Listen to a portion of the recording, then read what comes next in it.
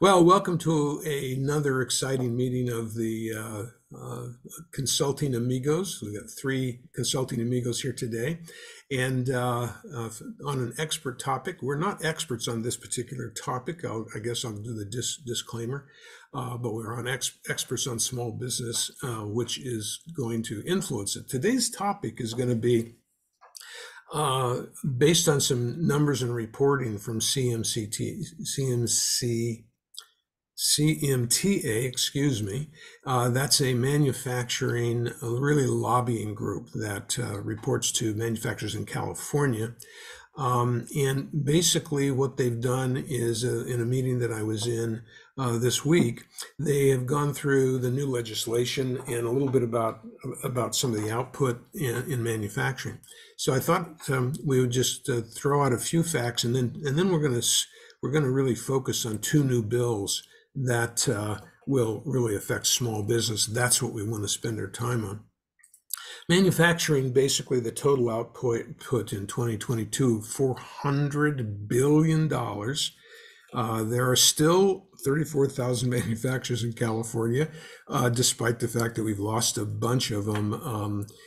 California is probably the biggest and most powerful manufacturing state in the union still. 3.1 million employees, 70% of manufacturing firms have fewer than 20. So you can see that even though we think of manufacturing as a big business, there are a lot of small companies that are in manufacturing. Many of them in supporting roles like building washers and gaskets and small pieces for other companies that are bigger.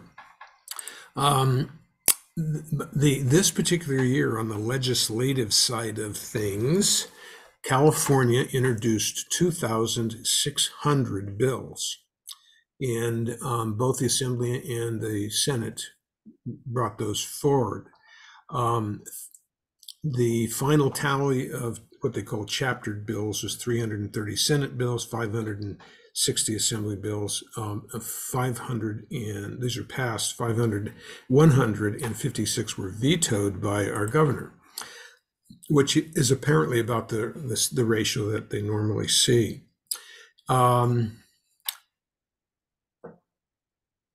There were 26% of the Senate bills failed, 40% of the Assembly bills failed.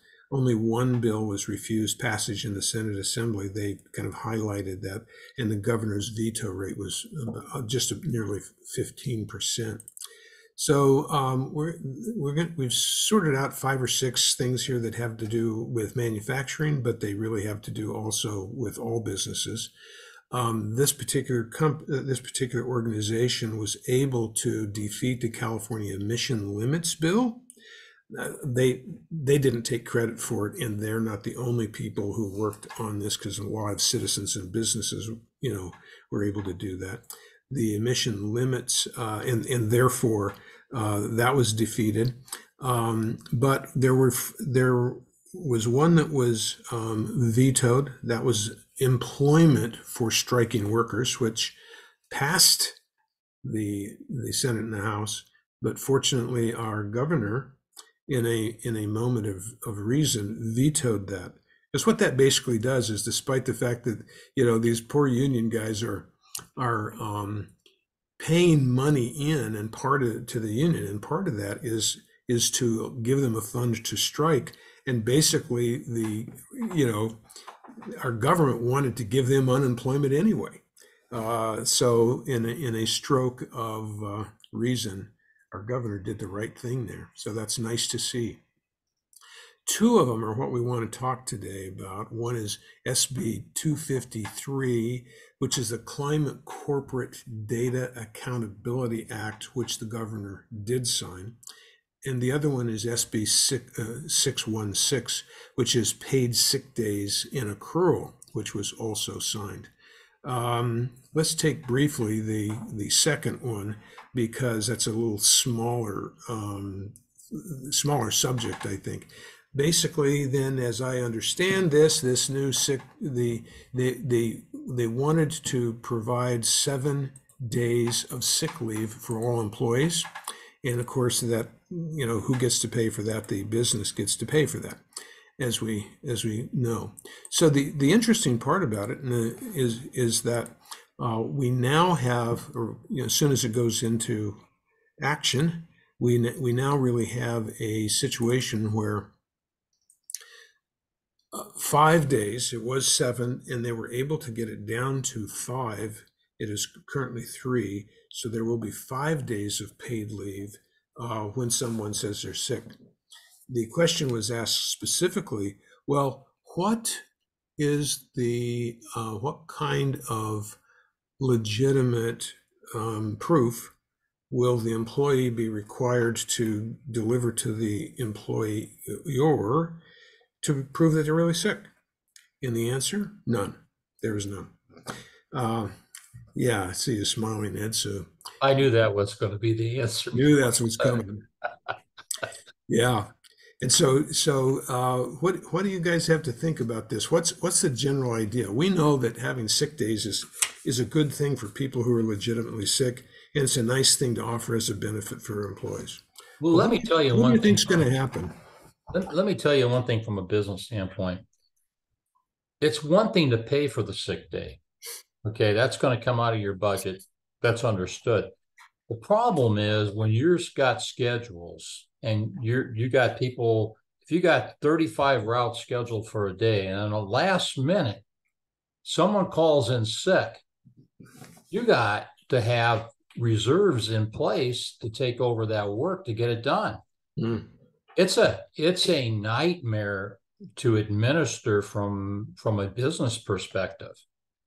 One thing nice about a holiday, there's a holiday, you won't be working, so you can plan ahead and everything's a lot easier to administer. But sick days are very problematic and very difficult to make up for that last minute notice. Right. And then you find, and there's no proof that they were sick. And quite frankly, most of the time, a lot of times anyway, they're not sick. They want off. And if they would have let you know in a couple of days in advance, it would be great. Yeah. Yeah. You could plan for it. So that's I'd one be interested in knowing administration. I'd be interested in knowing, what the ratio of people who take off for sick is. My guess is as you look at any population, there's probably 10% that abuse it. The rest of us, tend to use it when it's necessary. I mean, that's been my experience. So, I think it's a challenge, and I think it's a problem. But I also think that having it available is not a bad thing. Well, put it this way, my experience in some pretty big operations is that almost everybody takes all their allotted sick days.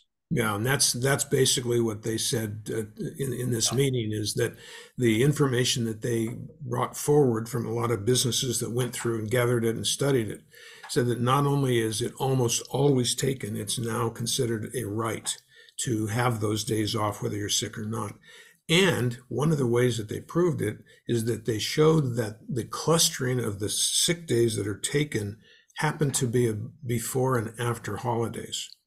Yeah. Or on Isn't that convenient? Yeah.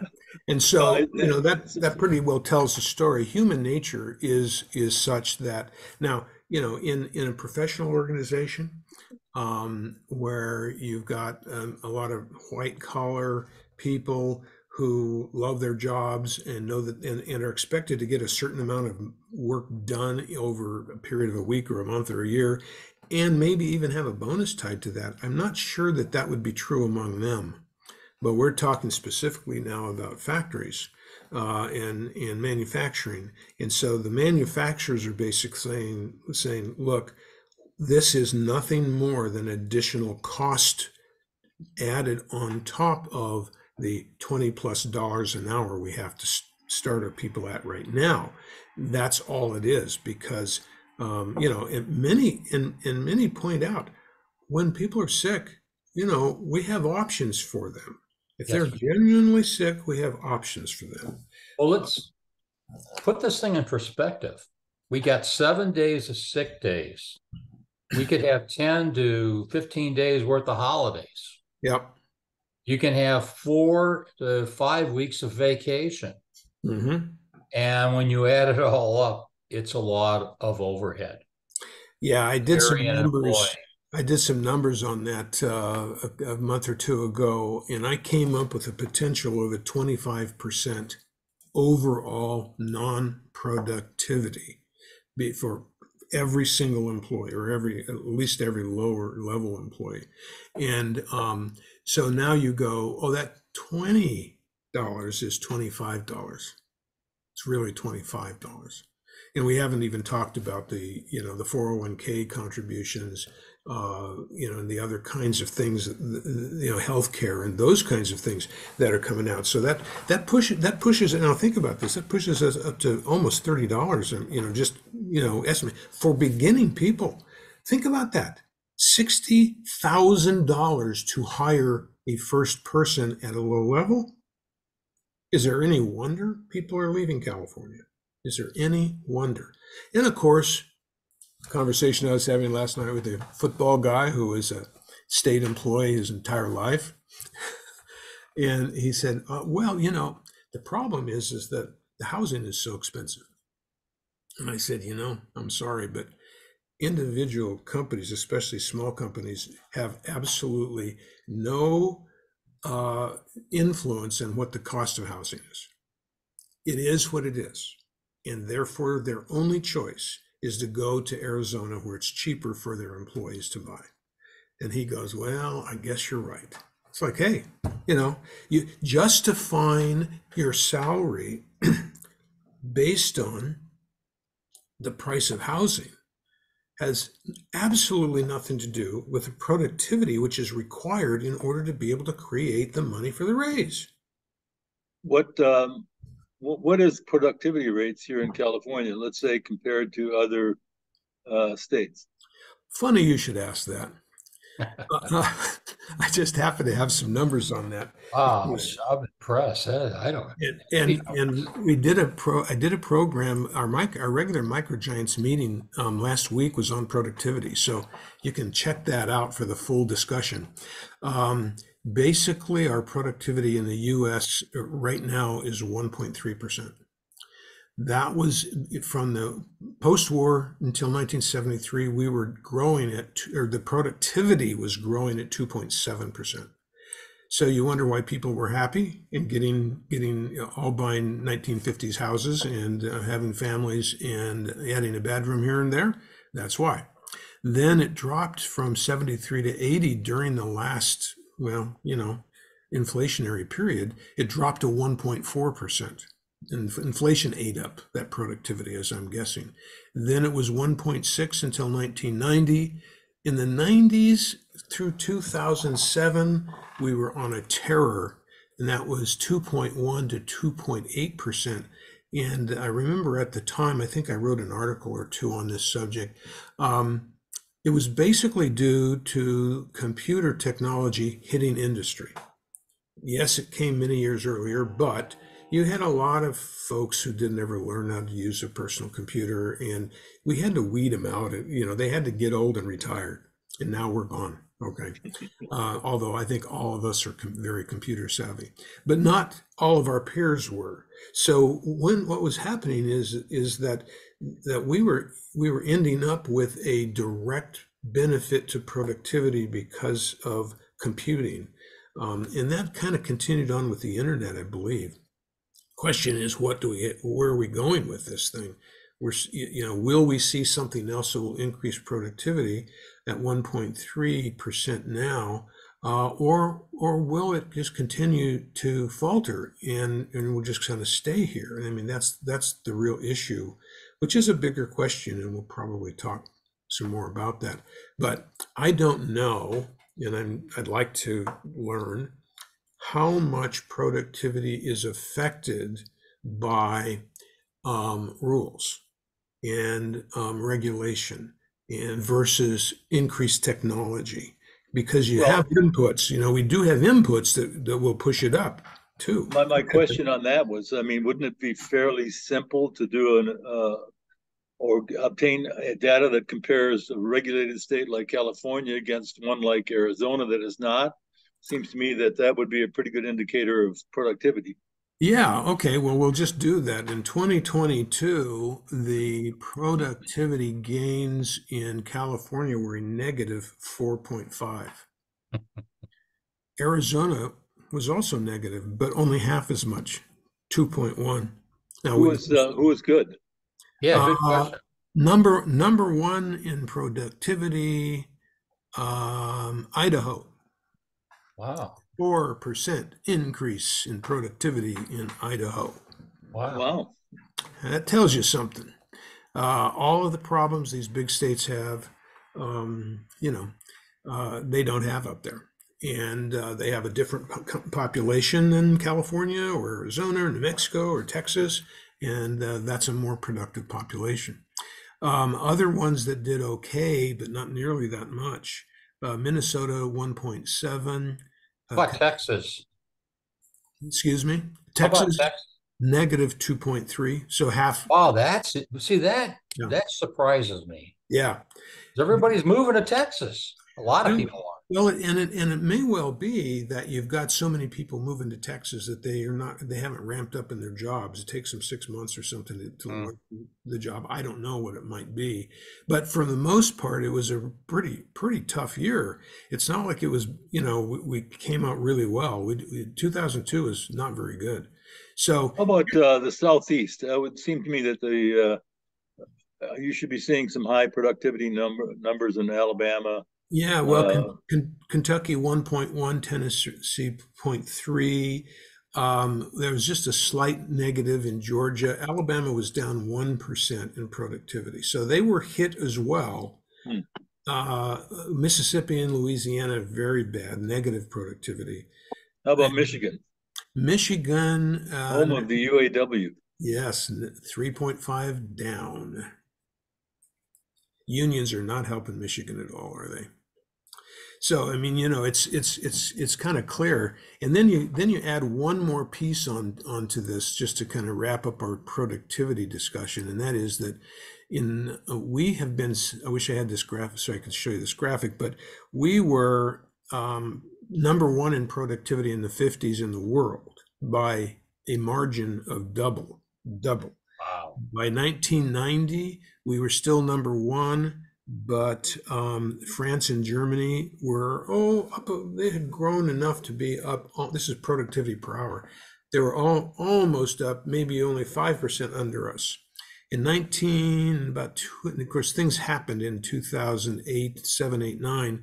But during that period, Germany actually hit us, and then we ended in 19 number one with a little bit bigger gap. The problem is that today we've dropped to number 5 in productivity Hmm. worldwide.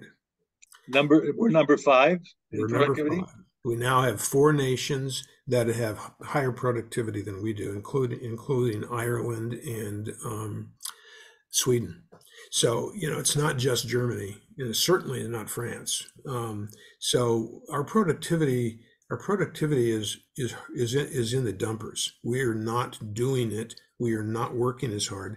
The number of hours, we used to be very proud of how many hours we work. We don't anymore. It's only slightly higher than Europe.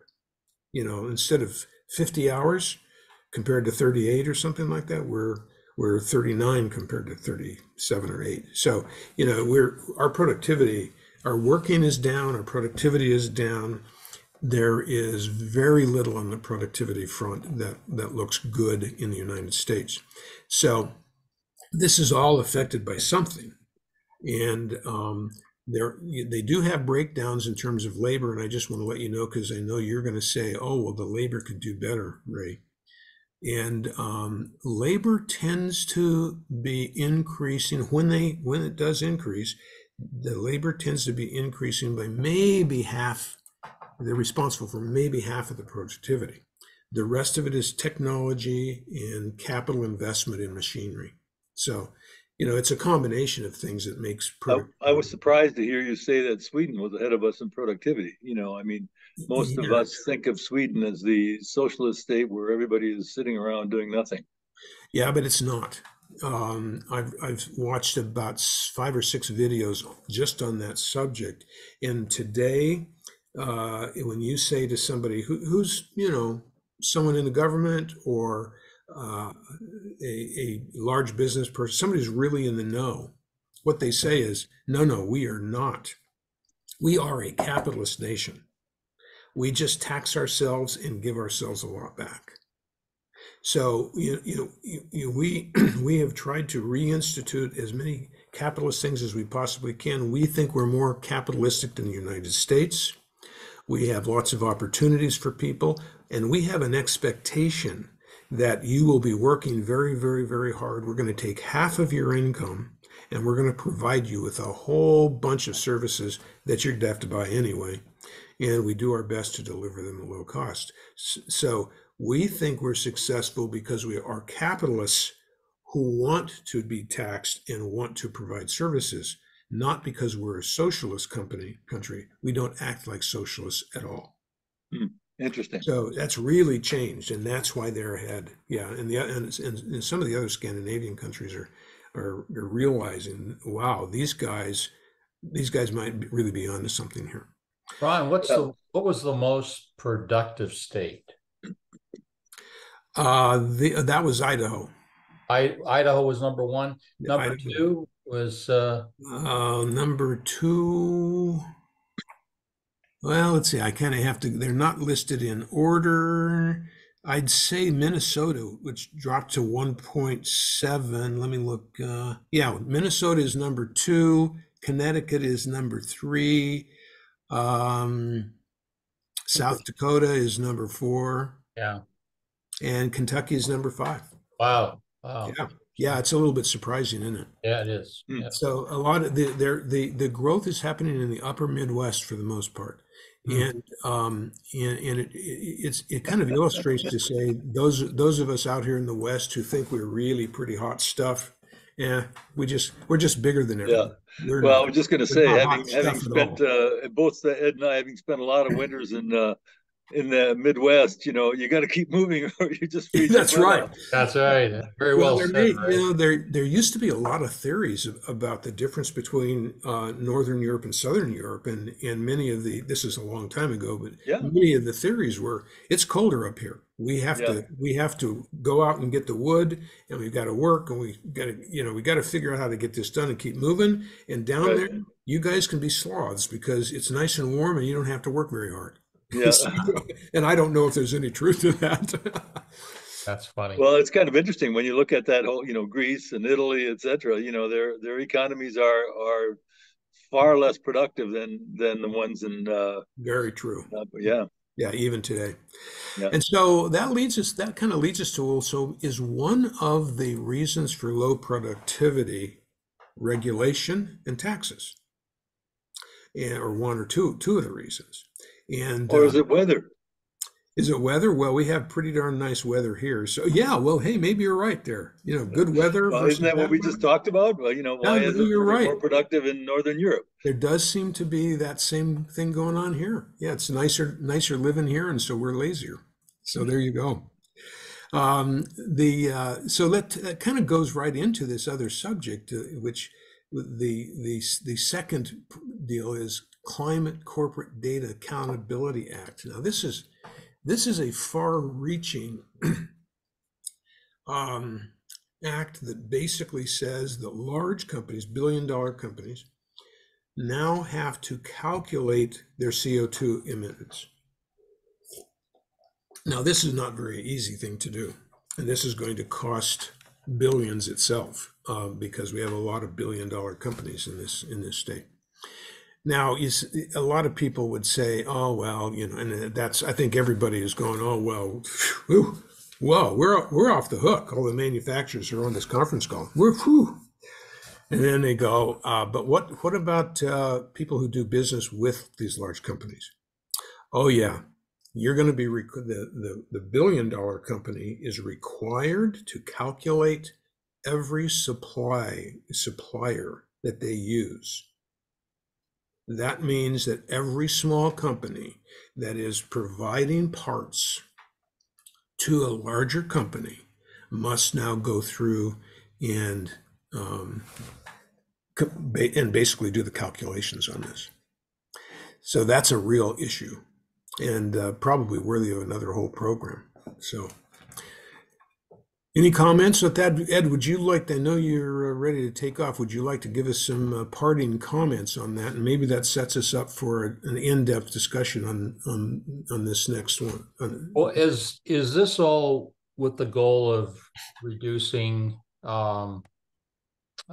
gases into the atmosphere? CO2, Yeah, not CO2. gas, not gases. I mean, you can say officially CO2 is a gas, as oxygen is a gas, but we It's need both of them in order to live. So is it's it a a gas? this is a climate change initiative, Yeah, correct? absolutely. It's climate Yeah. change. Yeah. So you have to evaluate all your different suppliers. Yes. So it's giving you an extra responsibility, extra cost of doing business to evaluate all your suppliers. Yeah.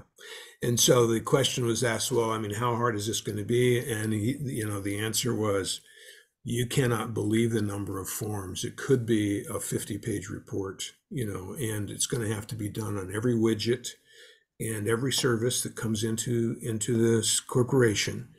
It could mean that small businesses who can't afford to do this will no longer have a market with big businesses. They'll just have to stop doing business with them. So this is not just, well, how much does it hurt us, or how much will it cost us? This is a potential game changer. This really means small business people will. I mean, we've got a guy who's on the board of MCIE. He makes O-rings and he sells them to Boeing. Okay, what's he going to do? He's got like 10 people on the floor. Is he Well, I going to think, figure this out? my guess, Ron, is that most of these have a threshold of usually 50 or more employees. It's not going to apply to little guys. That's not what they said. They said everybody, doesn't matter what the size is, because So you're going to get special consideration if you can knock out some of the small guys and use some of the bigger guys that are doing things according what the government thinks they should be doing. You're going to get extra points. Yeah. And you're going to be able to get status, certain purchasing status power that other companies aren't going to have. So it is going to put pressure, I think, on the small business owner. But there's no specifically, they would have said, because the question was asked specifically, what about small businesses? And they said there is no lower threshold for that.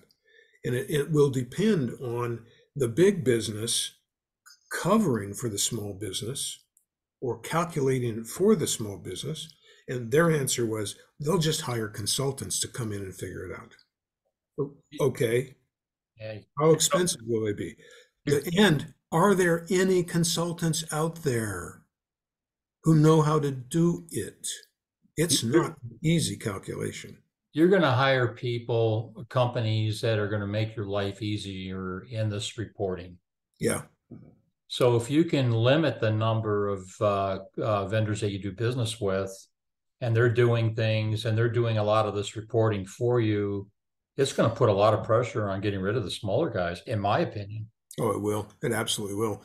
And as far as the government, the bureaucracy is concerned, hey, we don't need these little businesses anyway.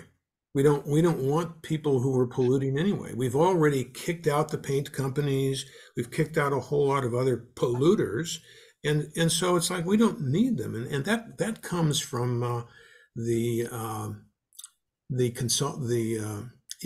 economists. What are the economists that we used to have come in from Santa Barbara or wherever? I'm sorry, I can't remember the name. But they basically said California recognizes that there's enough business going on here that if we lose a few people, we don't really care. So that's what they say Sacramento's attitude is. So with that, we lost Mr. Yeah, he did have to take off, and so I think we'll wrap it up. Do you have a parting? Well, I think support for the bill, Ray. I think this bill has obviously a lot of flaws. I would have suspected that it somehow would exempt smaller businesses, manufacturers with 10 or fewer employees, because it's a burden. And and I know in most other cases they do have exemptions. So yeah, that is true. So I do have the bill. I sent it over. I believe I did, or I will send it over. and we can kind of go through it a little bit ourselves now, and see if there are some of these questions can be answered, and if they, Okay. if they're trying to be reasonable or not. But I think it's this is potentially a groundbreaking kind of thing in which California has a tendency to break a lot of ground. So Yeah, it does. yeah, yeah. Some of Okay. it not so good. Yeah, But you some of have a it good like weekend. as And in earthquake breaking, right? yeah, you have a good weekend. So great, good discussion. We will see you next week.